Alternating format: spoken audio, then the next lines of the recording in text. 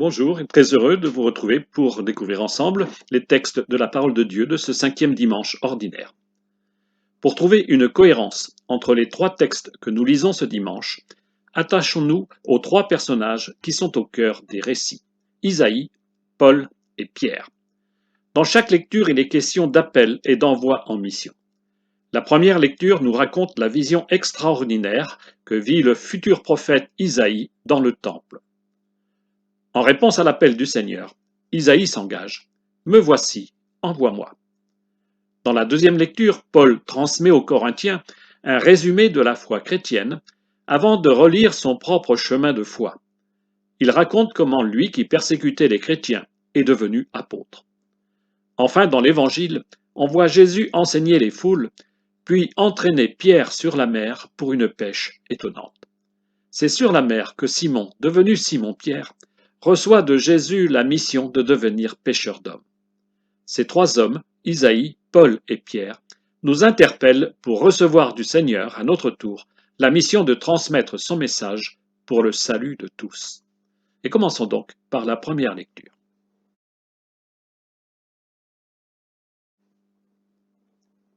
Dimanche dernier, nous entendions le récit de la vocation de Jérémie.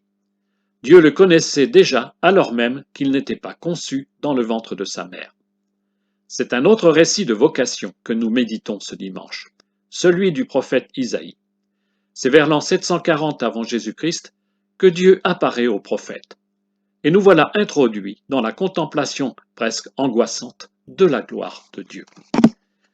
Cette lecture se trouve au chapitre 6 du livre d'Isaïe, les versets 1 à 8. L'année de la mort du roi Osias, je vis le Seigneur qui siégeait sur un trône élevé. Les pans de son manteau remplissaient le temple.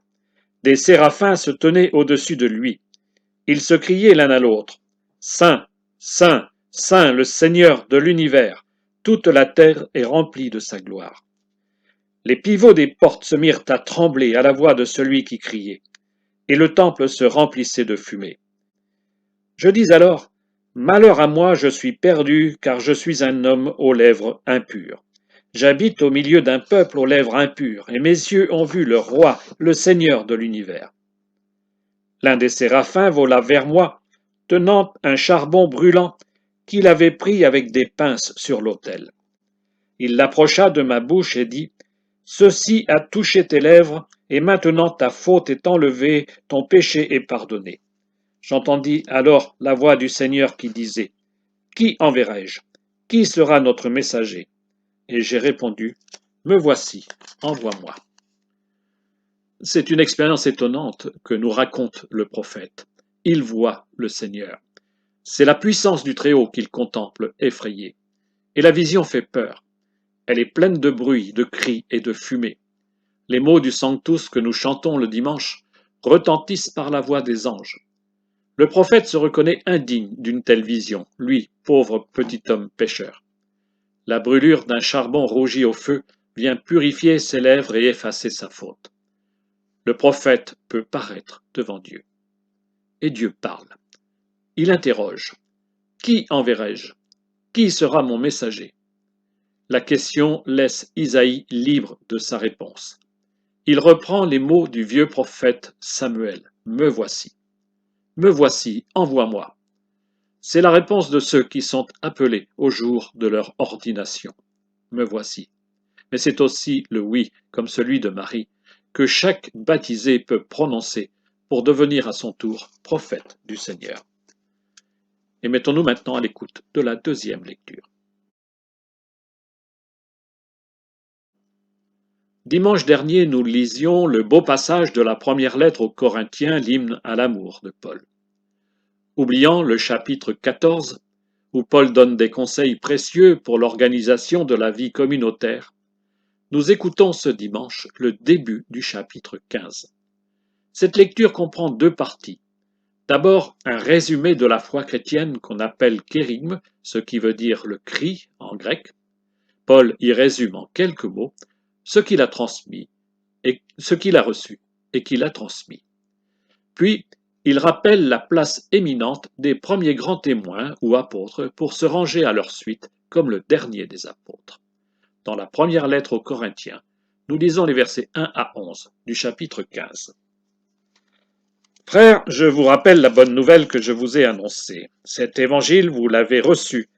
C'est en lui que vous tenez bon, c'est par lui que vous serez sauvés si vous le gardez tel que je vous l'ai annoncé. Autrement, c'est pour rien que vous êtes devenus croyants. Avant tout, je vous ai transmis ceci que j'ai moi-même reçu. Le Christ est mort pour nos péchés, conformément aux Écritures, et il fut mis au tombeau. Il est ressuscité le troisième jour, conformément aux Écritures. Il est apparu à Pierre, puis aux 12. Ensuite, il est apparu à plus de 500 frères à la fois.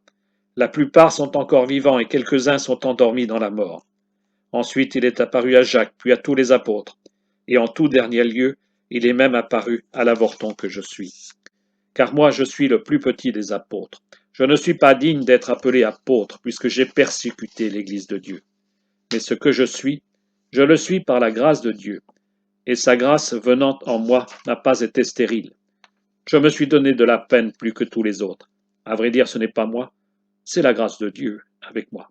Bref, qu'il s'agisse de moi ou des autres. Voilà ce que nous proclamons. Voilà ce que vous croyez. C'est un credo que nous donne Paul, sans doute une profession de foi des communautés chrétiennes où il a exercé sa mission. Nous y reconnaissons le cœur de notre credo d'aujourd'hui.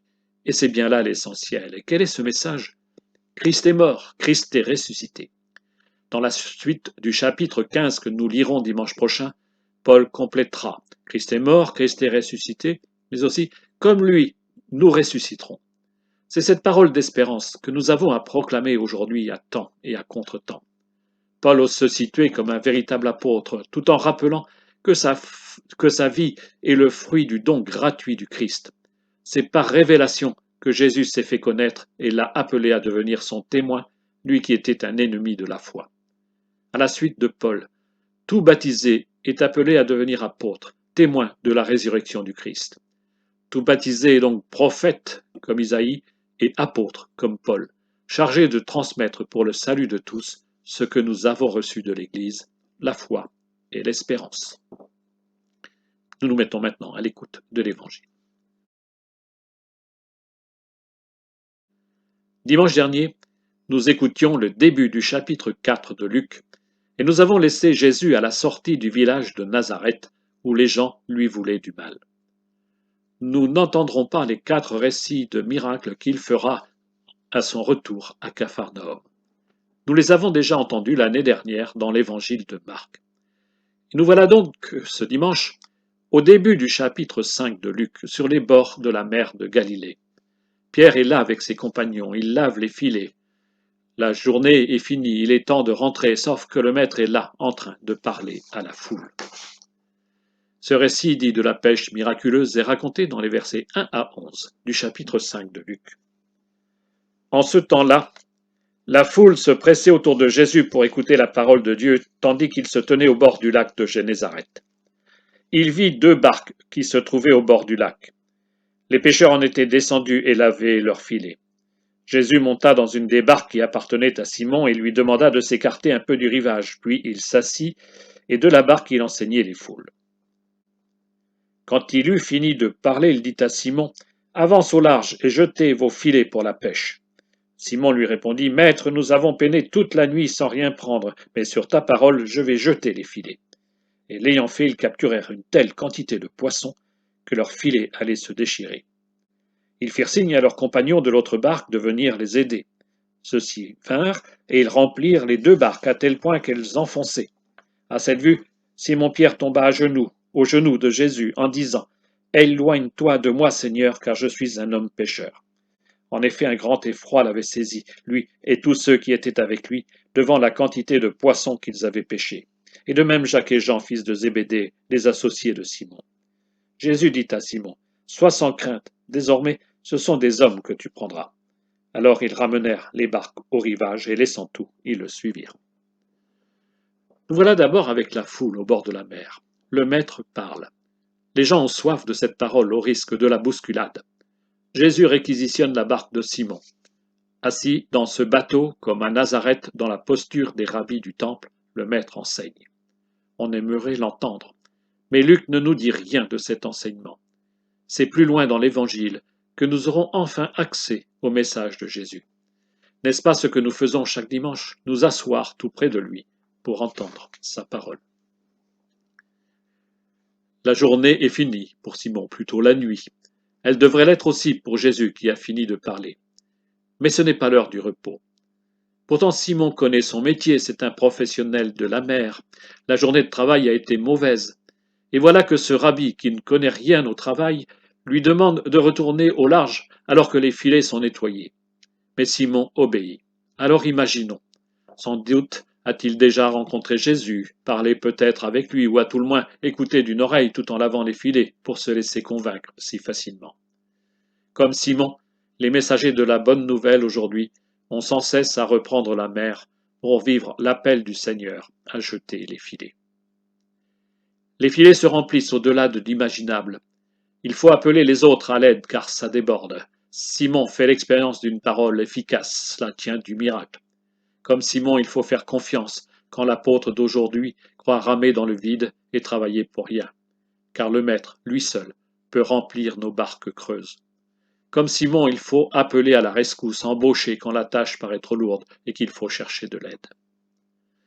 Comme Isaïe, Simon, devenu subitement dans ce récit Simon-Pierre, est saisi de peur et les autres avec lui. Ce n'est pas naturel ce qui vient de se passer. Qui est-il cet homme dans la barque avec eux? Ils éprouveront la même peur dans la tempête apaisée, quand Jésus marchera sur les eaux, et au matin de Pâques en présence du ressuscité. C'est bien de cela qu'il s'agit, d'une crainte toute religieuse où l'homme se trouve mis en présence du mystère qui se révèle à lui.